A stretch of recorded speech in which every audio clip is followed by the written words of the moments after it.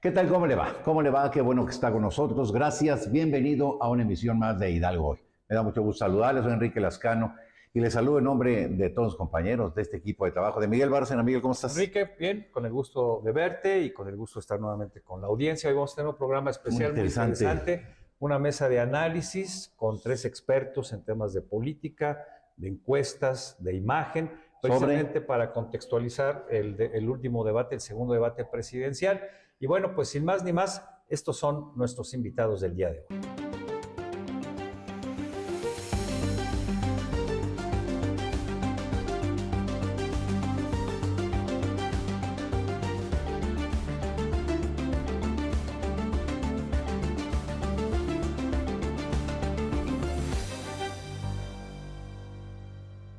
Ana Laura Montiel Álvarez es doctora en Ciencia Política y Sociales, maestra en Comunicación y licenciada en Ciencias Políticas por la Facultad de Ciencias Políticas y Sociales de la UNAM.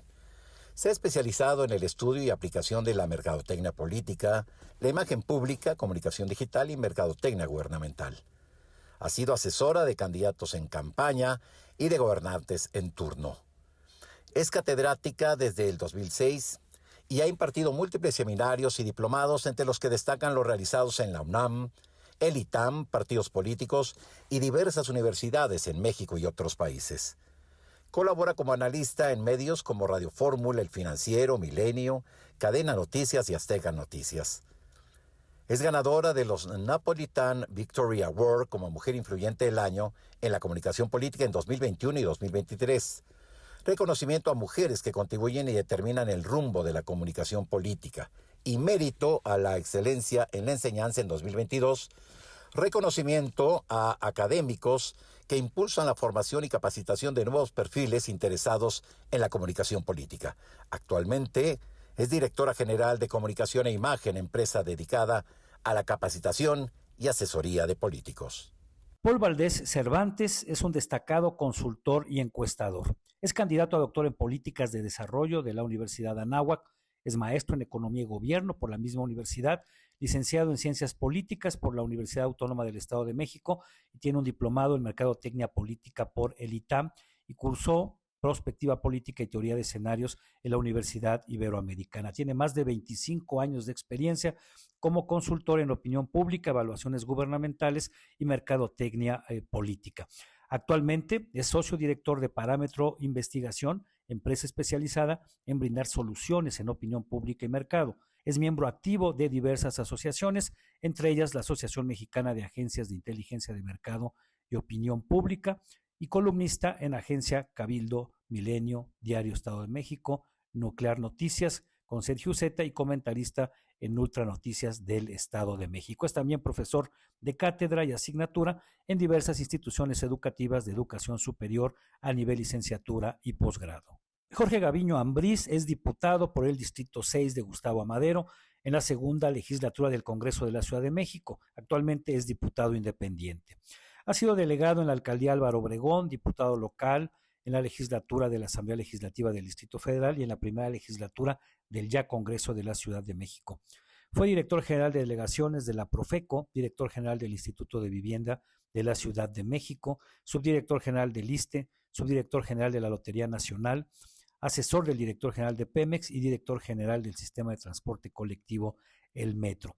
Es egresado de la Facultad de Derecho de la Universidad Nacional Autónoma de México, realizó estudios de planeación y gestión metropolitana en la UNAM y política comparada en la Universidad Autónoma Metropolitana. Cuenta con una maestría en Derecho Ambiental y el doctorado en Ciencias Ambientales, ambos en la Universidad de Alicante, en España. Actualmente es también parte de los voceros del equipo de la candidata Claudia Sheinbaum. Bien, Enrique, pues ya estamos listos con nuestros invitados. Ya vimos quiénes son las personas que nos acompañan el día de hoy para pues iniciar esta mesa de análisis y contextualizar un poco lo que vimos el pasado domingo en el segundo debate presidencial, en el que asistieron las dos candidatas y el candidato que buscan la presidencia de la República. Y pues muchas gracias por acompañarnos. Bienvenidos. Gracias. Muchas gracias, Paul, doctora, Jorge, doctor, muchas gracias. El segundo debate, primero habría que decir que, yo, pues, ¿no? Que me sigue pareciendo un esquema donde las y el debatiente los sigo sintiendo como una camisa de fuerza, ¿no? Me parece que con todo el tiempo, que no es mucho, si hablábamos de la tradición de los debates en México, pues se inician luego de la administración de Salinas, con el debate entre Zedillo, el ingeniero Cárdenas y Diego Fernández Ceballos. O sea, no tenemos una larga tradición, cuando en otros países del mundo tienen una tradición.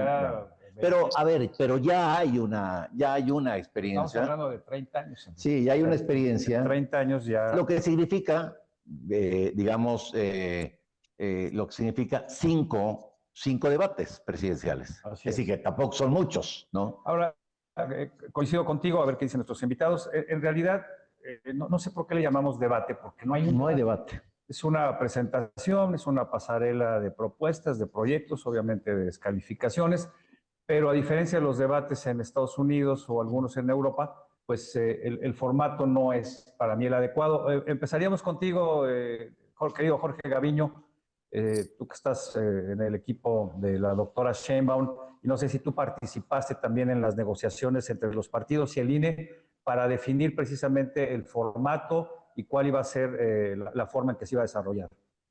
No tuve la oportunidad de participar, pero sí estoy enterado pues, de las negociaciones entre los partidos, cómo se pusieron de acuerdo, cómo este segundo debate versus el primero, pues tuvo ciertas mejorías. Yo coincido con ustedes en el sentido de que pues no es un debate como debería de ser, sino es simplemente dar tiempo perentorio a cada una de las que intervienen para que puedan exponer las ideas, y luego unos ataques que tampoco pueden tener síntesis en sus planteamientos, de tal manera que pues falta mucho que aprender y que perfeccionar. Doctora Montiel, como ya escuchó usted en la presentación, es una experta en imagen. ¿Cómo viste a las y el candidato? ¿Qué reflejaron, a diferencia del primer debate, en este segundo debate? Y me refiero desde la propia ropa, el lenguaje kinestésico. ¿Qué dirías tú que fue novedoso en este segundo debate? Bueno, digamos que los tres iban en tema de imagen y comunicación no verbal bien preparados. En el caso de la candidata Sheinbaum, pues su vestimenta era muy similar a la que tuvo en el primer debate, siempre pues muy arreglada, perfecta en cuanto a su apariencia.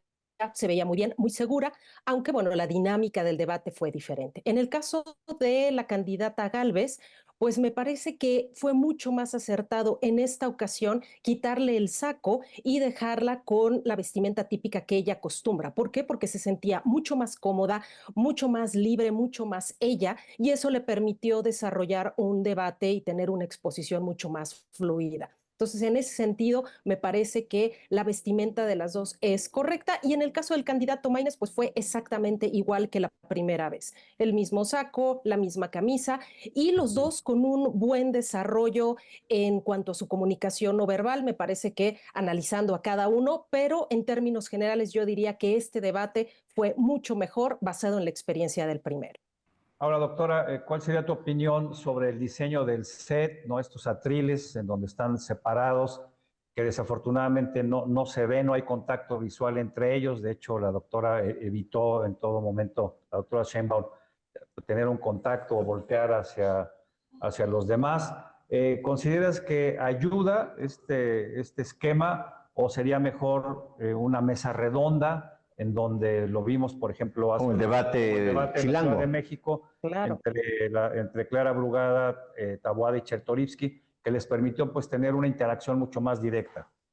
Pues si hablamos del escenario, me pareció pues profundamente desafortunada, una iluminación terrible, todos se veían en un como color verdoso, un fondo, digamos, pues muy austero, una profunda austeridad, y me parece que podía sacarse mucho más provecho de un escenario tan importante como los estudios Churubusco, donde se llevó a cabo el debate. Me parece que el estar parado en el atril no ayuda, te genera una postura erguida donde no puedes voltear, no puedes interactuar, no puedes mirar a los ojos, y como bien dice Enrique, la forma donde están todos sentados en una mesa te permite tener contacto visual, te permite tener una retroalimentación mucho más efectiva en el tema del debate. Entonces, a mí me parece que a diferencia de lo que vimos en el debate chilango, donde tenían la oportunidad de interactuar, en este vuelve a ser muy rígido y resulta mucho más complicado para los contendientes, pues poder contrastar ideas, ya que es difícil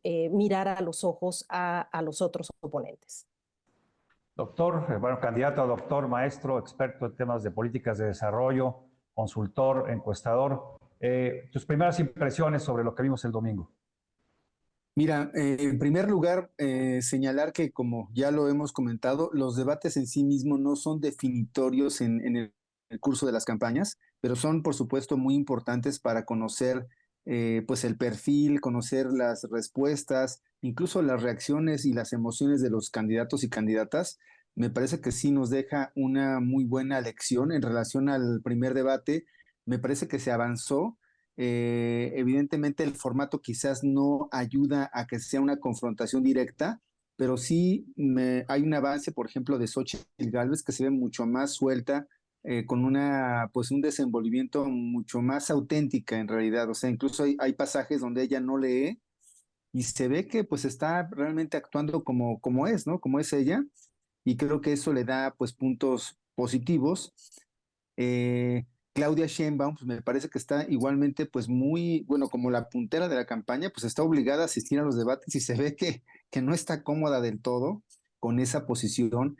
Incluso recordarán ustedes que después del primer debate hubo desde la mañanera, pues un llamado de atención literal de que no se estaba actuando como la candidata del partido en el gobierno. Entonces, en esta ocasión me parece que estuvo mucho más a la defensiva, justificando pues prácticamente lo que hace el gobierno federal, los finalmente legados o supuestos legados del gobierno federal, y eso le quita, la verdad, mucha soltura y no se ve que sea ella en sí, no se ve auténtica en algunos pasajes. Yo la vi muy incómoda y me parece que esto nos da a reflexionar realmente cómo será bueno, si ella triunfa, cómo será su próximo gobierno en este dilema entre pues atender al presidente saliente o ser ella.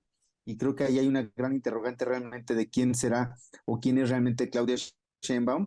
Y Maines, por supuesto, pues con todo por ganar, porque realmente, como ustedes lo han visto, pues el joven candidato está conectando con su audiencia, con su target, como se dice, con su público objetivo, que son los jóvenes primeros Los estudiantes, electores. sobre todo. Y por supuesto, pues de una manera muy cómoda está lanzando pues dardos o críticas tanto Sí. al partido en el gobierno como al pasado, como él le llama, a la vieja política. Entonces creo que tiene todo por ganar y también lo vi bien en relación al primer debate, lo vi también mucho más asentado, con esa sonrisa que parece calca, pero que creo que finalmente le recomendaron seguramente a sus asesores que estuviera sonriendo todo el tiempo y mostrando pues una afabilidad, ser pues mucho más amable de lo que a lo mejor es, porque parece que eres mucho más técnico. Muy Esos son los bien. primeros comentarios. Pues son la primera ronda de comentarios sobre el debate presidencial. Vamos a una pausa, Enrique, si te parece. Regresamos con nuestros invitados. No se vayan, enseguida volvemos.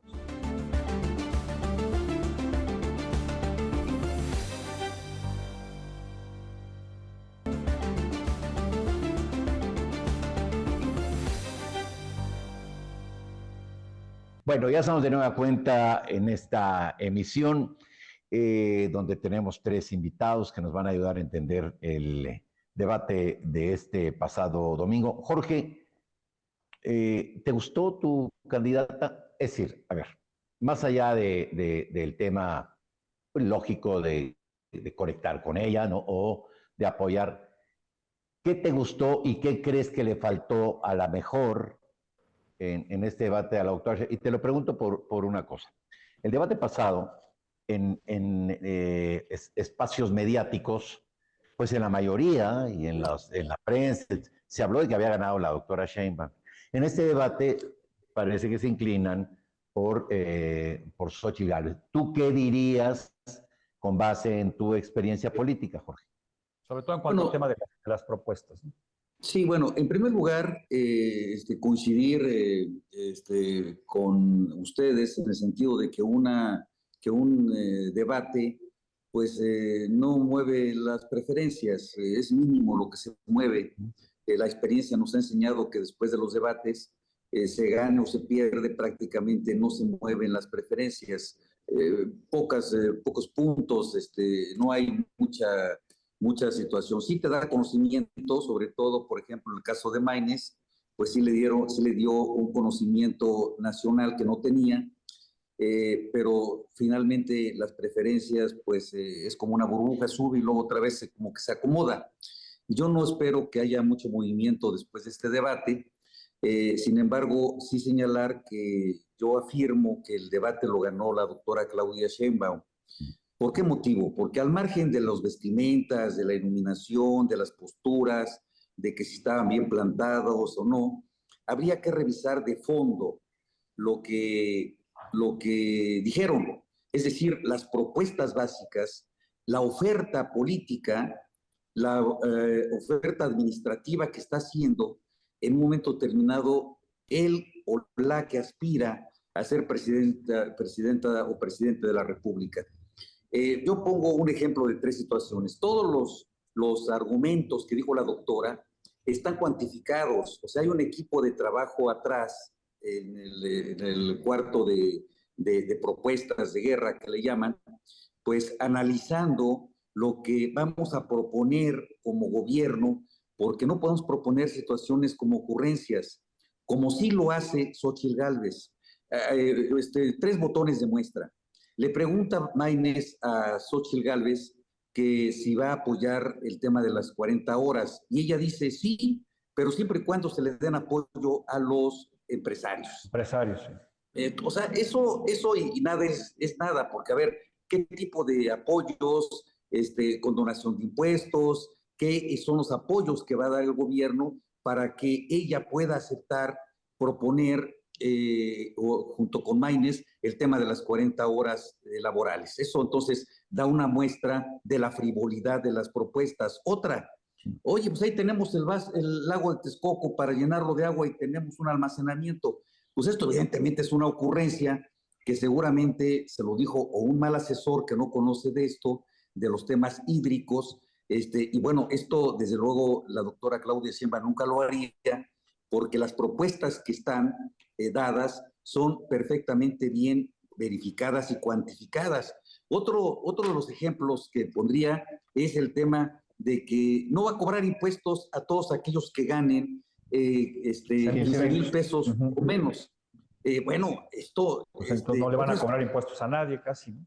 Es el 78% de los asalariados ganan menos de 15,000 pesos en la República. Entonces, imagínate tú que quitemos el ICR del 75 o 78% de la gente asalariada. Pues eso es también inviable. Otra, en lugar de 65 años, vamos a bajar a 60 de un plumazo. A ver, ¿cómo? ¿Cuánto vale? O sea, no tienen ni idea de lo que están proponiendo. Entonces un debate político, un debate serio desde el punto de vista administrativo, pues es decir, voy a hacer esto y voy a dar el cómo lo voy a hacer. Decir cómo, ¿no? Para convencer a la gente. Exactamente. Entonces, bueno, yo dejaría aquí el tema porque, o sea, quién gana o quién pierde el debate no es el que hable más bonito, el que se vista mejor. Desde luego todo eso cuenta porque finalmente están buscando votos y el ánimo de la gente es lo que cuenta también para decidir el voto. Sí. Pero en un debate político, pues vamos a hablar de realidades. Sí, pero qué duda cabe, Jorge, y tú lo sabes porque tienes una muy larga experiencia, que el impacto visual es muy importante y el lenguaje no verbal. Y el lenguaje no verbal juegan un papel, a veces, Jorge, bien lo sabes, por encima de las realidades. Y yo pensando en esto, es decir, yo te preguntaría, doctora, a ver, objetivamente, ¿no? Más allá de quien haya hecho o no, como dice el doctor Lavín, las propuestas más lógicas, más interesantes o más reales, ¿qué impacto o qué porcentaje de este impacto que generan tiene que ver con cómo veas a los candidatos, la habilidad para responder, la rapidez, la ropa, Todo el el lenguaje no verbal, el kinestésico. lenguaje no verbal, ¿no? Y los gestos, los ademanes, las caras, Sí. etcétera. Claro, bueno, siendo, digamos, lo más teórico, basado en un sustento teórico, pues la comunicación no verbal tiene un 95% de impacto cuando tienes un vínculo con una persona. El resto es lo que dice en una primera impresión. Entonces, cuando yo estoy viendo a una persona, nuestro cerebro lo que hace es visualizar y hacer un escaneo rápido de cómo creo que se siente, cómo se ve, más allá de lo que dice, en un primer acercamiento. Y la mayoría de las personas están tratando de ver quién les genera lo que todos los consultores sabemos, si me genera confianza, credibilidad, si siento que es cercana, no es cercana. Y eso es un poco lo que en la mayoría de los debates las personas están tratando de ver, más allá de las propuestas. Ojalá todos los electores tomaran en consideración las propuestas, los análisis, los datos, pero la realidad es que las personas están viendo quién genera mayor confianza, credibilidad y una mejor, digamos, una mejor conexión con los electores. O En sea ese que hay sentido, perdón que te interrumpa, doctora, entonces muchos se guían, digamos, por la percepción, por ¿no? Por lo que están supuesto, percibiendo en la por imagen. Y en ese supuesto. sentido, para complementar lo que dices, a quién le creemos más? Por ejemplo, las dos candidatas se enfrascaron en acusaciones y descalificaciones, las negaban o las dejaban pasar, o en algunos casos contestaban pues de una manera muy superficial, muy rápida. En esos momentos, ¿qué percibiste tú en cuanto a quién hablaba con verdad y quién no? Bien, el debate pasado que hicimos un análisis, pues claramente la doctora Sheinbaum era la que tenía el poder en el escenario, la que mostró mayor presencia. Pero en este las cosas cambiaron y tratando de ser lo más objetiva posible. Es decir, la doctora Sheinbaum trató de no moverse, de no descolocarse, pero Xóchitl Gálvez traía otra dinámica, otra forma de pensar, hizo a un lado lo que los primeros consultores le dijeron y ahora tuvo esta acertada decisión de ser ella misma. Me visto como soy, hablo como soy y voy a trabajar como soy en el debate. Y eso, con reiteradas, digamos, muestras y preguntas constantes y afiladas hacia la candidata Sheinbaum, pues yo diría que en varias ocasiones la descolocó, no logró responder las muchas preguntas que se le hicieron. Era, digamos, tratando de no moverse porque, bueno, pues se entiende que la doctora Sheinbaum pues no quiere confrontarse cuando eres puntero en las encuestas, pero sí me parece que el trabajo que hizo Xóchitl Gálvez en esta ocasión fue considerablemente mejor porque se mostró ella misma, se mostró muy incisiva en sus preguntas y era lo que todos los especialistas estuvieron comentando, ¿no? Jorge, ¿qué opinas? Bueno, a ver, efectivamente, lo que quería Xóchitl Gálvez era descolocar a la candidata puntera, que es la doctora Claudia Sheinbaum. Y evidentemente, pues el que va adelante y el que tiene una gran margen de que está arriba de las encuestas, De ataque, ¿no? Y de estar...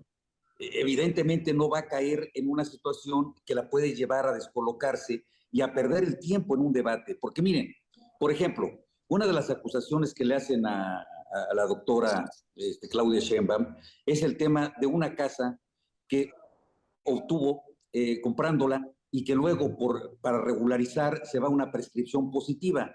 ¿Qué es una prescripción positiva? Pues en el derecho civil aparece una gente que tiene la posesión por más de 5 o 10 años, según el caso, puede ir a un juzgado y decir, yo soy el dueño de esto porque tengo tanto tiempo viviendo en forma pacífica, continua, permanente, a título de dueño, y quiero pues que se escriture la casa a mi nombre, a mi favor. Entonces, viene un juicio de prescripción y le da la sentencia al juez después de 2, 3 años de litigio, si es necesario litigar o si todo el mundo está de acuerdo, se escritura. Bueno, esta es una prescripción positiva, así se adquiere una de las casas. Luego viene un divorcio entre la pareja de la doctora Claudia Sheinbaum y tiene esa propiedad. Esa propiedad, ¿qué pasa con ella? La declara primero, pero luego cuando viene el divorcio, las dos partes, los padres se ponen de acuerdo y legan a sus hijos esa propiedad. Entonces, pues ya no aparece en su declaración patrimonial porque ya los muchachos son mayores y ya no tienen la necesidad por ley de declarar cuando no son dependientes económicos. Un hijo mayor de edad que trabaja ya no es dependiente económico. Bueno, ya expliqué uno de los asuntos que está perfectamente legal y no tiene nada de misterioso. Muchísima gente ha tenido esa situación de traslado de dominio con su propiedad. Pero ¿cuánto me tardé yo en explicar esto? Y fue además un solo caso. Si luego Xóchitl Gálvez avienta un escopetazo de 5 o 6 asuntos, pues la doctora no se va a poner a explicar cada uno de los asuntos, porque lo que quería Xóchitl es eso, es provocar que en lugar de hablar de esa situación, hablara de los problemas jurídicos que tarda uno mucho en explicar. Enseguida continuamos, regresamos con Paul para que nos hable precisamente también sobre lo que vio en el manejo del tiempo y cómo aprovechó cada quien el mismo. Una pausa y volvemos.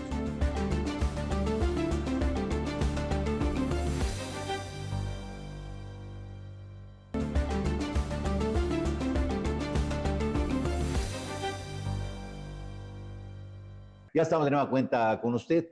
Yo tengo una pregunta, Paul. Realmente, Jorge decía una cosa interesante. O sea, la tradición y la historia nos enseña que las preferencias no se mueven después de un debate, cuando menos no mucho, ¿no? Y yo te preguntaría si es real esto en el ejercicio, no por desconfiar de la palabra de Jorge, pero digamos, me parece que como quiera, O sea, si no los cambia, ¿no? ejercicios demoscópicos también obedecen a determinada circunstancia, a determinado humor social, ¿no? Porque hemos visto en no pocas ocasiones, ahí está, por ejemplo, el referendo del presidente Santos en Colombia, la elección de Milei en Argentina, el llamado síndrome de Managua en la elección de Violeta Chamorro y Daniel Ortega, donde las encuestas se han equivocado porque o no daban a conocer su preferencia o finalmente el humor social cambiaba y cambiaban las percepciones que tenían de los candidatos. Yo te preguntaría si te parece que lo que estamos viviendo pues no generará ningún cambio en lo que conocemos ahora, pues como una ventaja de la doctora Sheinbaum, ¿no? Mira, yo creo que hay que acotar, efectivamente, dijimos en un principio, yo lo dije, no son trascendentales en el rumbo de las preferencias, pero por supuesto que sí importan y sí pueden cambiar marginalmente las preferencias, no el debate en sí mismo, sino el posdebate y las corrientes de opinión y cómo se haga el manejo de toda la información. Y en ese contexto creo que, bueno, lo que tú bien apuntas, hay una, digamos como una hipótesis, ¿no? Que eventualmente podría haber un voto oculto en las encuestas, pero dada la ventaja tan grande, me parece que quizás pudiera haberlo, pero quizás no tanto. O sea, ahora, específicamente, nosotros como parámetro, consultores, hicimos una encuesta post-debate y fíjate que el 95% reafirmó sus preferencias de quien había pues escogido como su candidato o candidato. Pero hay un 5% que sí dice que sí cambió y en ese contexto le preguntamos, bueno, ¿y a favor de quién?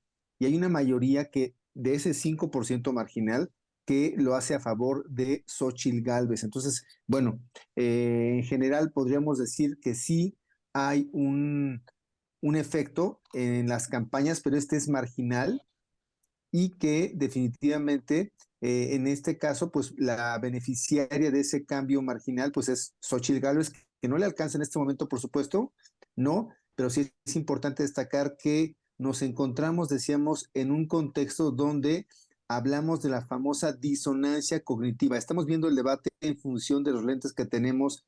Si somos morenistas, lo vemos con lentes y ojos morenistas, con muchísimo amor a Sheinbaum, pero si somos aliancistas, pues lo vamos a ver con otros ojos, criticando al partido en el gobierno, y creo que en ese contexto es como estamos viendo quién ganó el debate. Efectivamente, dada esta circunstancia de que si somos de los Tuzos del Pachuca, pues vamos a ver la vida y el partido de fútbol, aunque haya perdido el Pachuca, le vamos a poner a lo mejor las justificaciones y todo lo que nuestras creencias generen para que tengamos una visión pues parcial. del tema, ¿no? Entonces creo que hay que estar muy atentos a lo que pueda suceder en semanas siguientes. Sí hay algunos temas importantes en el debate en sí mismos. Por ejemplo, me parece el tema de cuando Xóchitl Gálvez critica y adjetiviza a Sheinbaum como mentirosa, le señala 2 o 3 señalamientos cuando, por ejemplo, ella dijo que creció la economía más que en cualquier otro gobierno y estaba comparando simplemente el último año del crecimiento del PIB, cuando en realidad tenemos que verlo como el sexenio, evidentemente afectado por la pandemia, no va pero a no crecer alcanza, no va a crecer más de 1% en estos 6 no años. alcanza al 1% y eso es una mentira. Y me parece que ahí fue un uppercut, me parece muy bien asestado por parte de Xóchitl Gálvez, cuando habla de inflación, de que no hay inflación, no hubo inflación. Bueno, pues por supuesto que hubo inflación y la hay. Y vemos cómo creció el precio de las tortillas y de la gasolina, y Sheinbaum pues, decía que no, que no es cierto. Entonces, que no había habido precios en el aumento de los alimentos y de la gasolina, y creo que ahí son detallitos que sí marcan el rumbo del debate y que quizás en el general, en el panorama general, pues evidentemente recordemos que la mitad prácticamente de la población mexicana se identifica con Morena, pues esto obviamente condiciona los ojos y el panorama de quienes están viendo el debate, de cómo lo ven. Y creo que, bueno, pero poco a poco estos detalles sí me parecen positivos a destacar, porque finalmente se está visibilizando que, bueno, pues hay errores en el partido y en el gobierno. Por supuesto que la función de la oposición es criticar al partido en el gobierno, y del partido del gobierno, pues defenderse, ¿no? Y buscar argumentos para favorecer su postura. Y en ese contexto creo que sí es muy Ahora interesante. Paul, Sí, mencionabas, perdón que te interrumpa, hay un 5% que puede cambiar o que cambió, que de hecho que estaba cambió. Sí, prácticamente dentro del margen que los mismos sí, así es. partidos ya preveían. Pero, ¿qué nos puedes decir si hay alguna medición sobre aquellos que se decían indecisos y que después de este segundo debate se hayan decantado por alguna de las 3 opciones? No, mira, todavía eso no lo tenemos evaluado. Preguntamos a favor de qué candidato o candidata se decidió o cambió el sentido de su voto.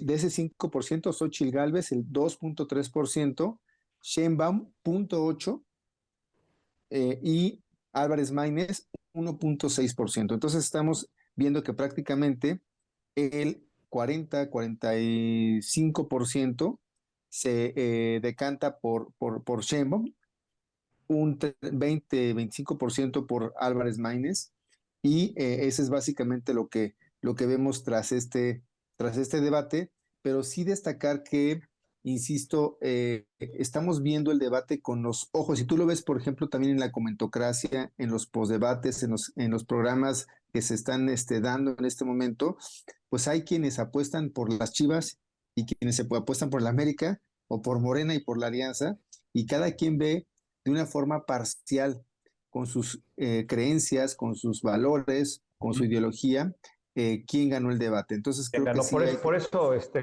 aquí de inicio no preguntamos quién ganó el debate, porque pues finalmente en un debate, Jorge, ganan todos, ¿no? Como decía Paul, los seguidores de Claudia la vieron ganar, los de Xóchitl a Xóchitl, los de Maínez a Maínez, y ahí nunca nos vamos a poner de acuerdo, aunque hay ahí algunos ejercicios, sobre todo encuestas o sondeos en Twitter que daban como ganadora a Xóchitl, pero lo hemos platicado, Paul, varias veces.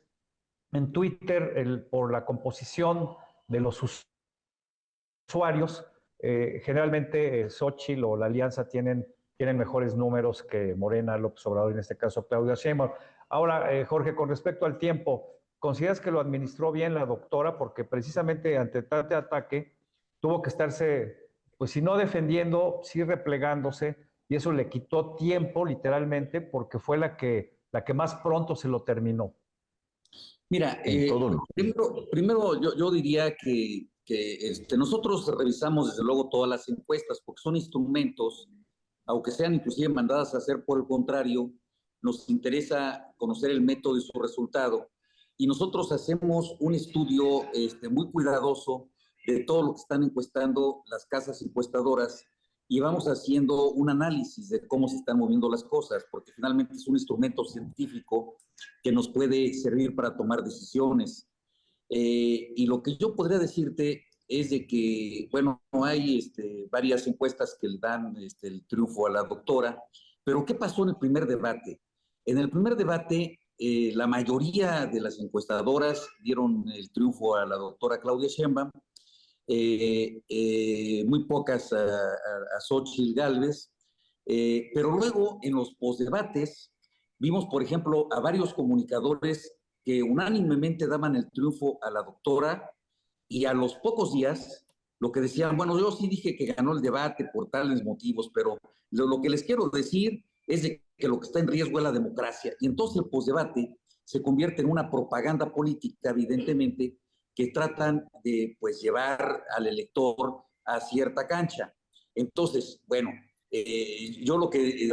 Porque en realidad dicen que los debates se ganan en el postdebate, ¿no? Porque como tú ya explicabas, Sí, en el debate tienen muy poco tiempo para explicar o ampliarse, y en el postdebate tú has estado participando muy activamente en varios de ellos, pues es donde realmente pueden explicar y aterrizar más cosas. Sí, efectivamente, pero además lo que yo decía en un principio, o sea, si yo en un debate digo una mentira y digo, por ejemplo, que Juan Pérez se robó 1 millón de pesos, a ver, contéstale, Juan. Pues Juan, si no se lo robó, pues te va a decir no. Y entonces, si tú le dices, prueba que no te lo robaste, pues no, el que afirma tiene que probar, en filosofía como en derecho. Entonces, en el postdebate sí se van dando todos estos elementos y van a caer por su propio peso.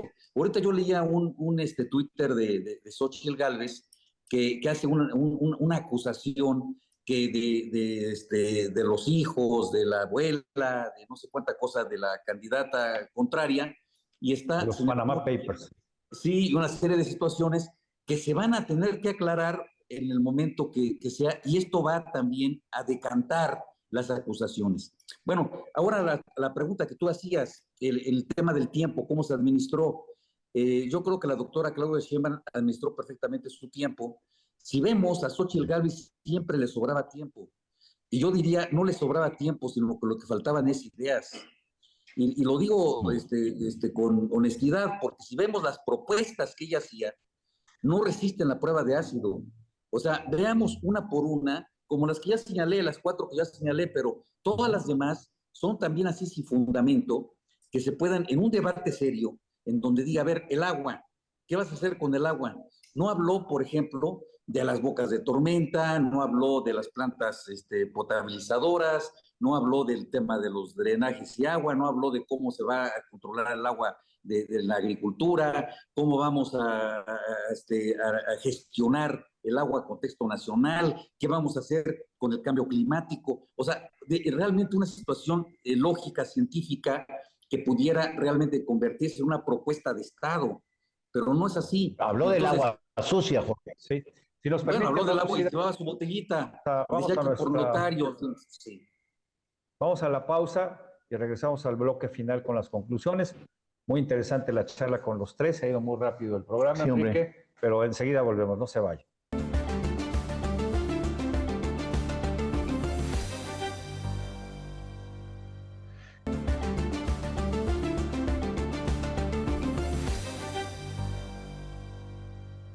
Ya estamos de nueva cuenta en este bloque para ir cerrando. Doctora, ¿esperas tú algún cambio en el tercer debate después de la experiencia de haber visto estos dos? Pues yo esperaría que en este próximo debate la candidata Sheinbaum tuviera respuestas mucho más estructuradas y que enfrentara las preguntas que le hacía Xóchitl Gálvez. Es decir, hay muchos planteamientos que aunque pues bueno, es difícil contestar en poco tiempo, me parece que sí hacía falta contestar algo. Un no, levanten la denuncia, me parece que era pobre. Entonces, a mí me gustaría que ella tuviera respuestas mucho más estructuradas para darle confianza a la gente que está esperando una respuesta de ella. Y por parte de Xóchitl Gálvez, a mí me parece que la estrategia fue muy buena, era lo que habíamos estado pidiendo en el primer debate, es decir, arrinconarla, exponer los errores que que actualmente tiene el gobierno, cuáles son las deficiencias que ella tiene y que tuvo su administración, y ponerlas muy claras. Entonces, a mí me parece que Xóchitl debe continuar con la estrategia, que la candidata Sheinbaum tiene que ser mucho más clara en respuestas, aunque sea concisas, pero sí respuestas claras, y organizar su tiempo, porque esta idea de que se me acabó el tiempo, pues para eso se ensaya en un debate, para tener la oportunidad de dar tu argumento y de responder en tiempo y forma, como en esta ocasión pues le pasó a Xochitl Gálvez. Y en el caso del candidato Maínez, creo que lo hizo ahora muy bien. Yo esperaría que continúe así, dando propuestas, de pronto atacaba una, atacaba otra, pero en términos generales, pues se mantuvo y fue el que, pues como nadie le hace caso, pues tenía mayor oportunidad de dar sus propuestas, ¿Te ¿no? pareció creíble el texto que leí al final que dice que lo escribió su hijo de 5 años? Pues bueno, los que nos dedicamos a la consultoría sabemos que eso es una buena herramienta para conectar emocionalmente, es decir, mi hijo, mi familia, soy un hombre de familia, le pongo atención a mi hijo, y en ese sentido, pues la idea fundamental es que conectes con el electorado, y me parece que lo hizo muy bien. Es una situación profundamente desafortunada la que tienen los moderadores, porque tienen demasiado control. En realidad, los dos debates yo los veía temerosos, sonriendo demasiado, que no se fueran a equivocar, que no fueran a dar una postura que molestara a alguien. Entonces, en ese sentido se vuelve muy acartonado, porque ellos tienen como datos muy específicos o momentos de participación muy específicos, y eso pues transmiten, a mí me parece, temor, tanto en el primero como en el segundo Sí. debate, temor a ser castigados Y si me o permites también, reprendidos. por ejemplo, en el tema de medio ambiente, que para mí era muy importante, preguntas demasiado generales. Ahí sí necesitaba, yo creo que alguien que conociera perfectamente la agenda y que fuera más puntilloso y más directo en las preguntas que ellos tuvieron que hacer cuando También las preguntas medio cuando descafeinadas. los candidatos dejaban de hablar, porque de repente había así como silencios, ¿no? Nadie quería hablar. Esto políticamente hablando y desde el punto de vista, Jorge, de la participación de los colegas, ¿cómo lo viste? Bueno, sí, efectivamente, con cierto temor, teníamos a una candidata, Xóchitl Gálvez, que varias veces pues rompió el protocolo y el acuerdo. El acuerdo era que no se podía sacar más que Carteles. carteles. Ella llevaba su vaso con agua. Eso pues fue una violación al reglamento que se habían dado los partidos. Luego, cuando estaba hablando, la doctora sacaba su cartel, que también no estaba permitido. Por el tema de la distracción, en fin, el tema del tiro de la cámara se había acordado perfectamente. Entonces, pero yo vi a los conductores pues bien, nerviosos con el tema de que cómo le llamaba la atención a uno de los participantes. Luego pues la presión de los otros partidos diciéndole, oye, no le has dicho nada aquí a la compañera Xóchitl que está faltando a lo que acordamos, etcétera. Pero en términos generales, bien. ¿Y tú, Paul, qué percibiste? ¿Qué te gustó, qué no te gustó del formato en sí, de los moderadores en particular?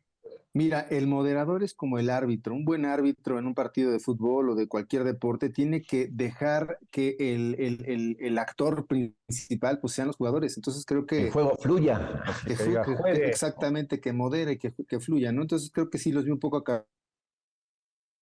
acartonados, pero me gustaría centrarme básicamente en lo que viene, ¿no? Ustedes decían sí tuvo efectos, o yo decía más bien sí tuvo efectos marginales el debate, los tiene, por supuesto, favorecieron, me parece que a Xóchitl Gálvez, pero no le alcanza todavía para mover todavía lo que se percibe como una diferencia mucho más amplia, porque lo que yo percibo es que se pueden dar dos o tres fenómenos hacia lo que resta del mes, ¿no?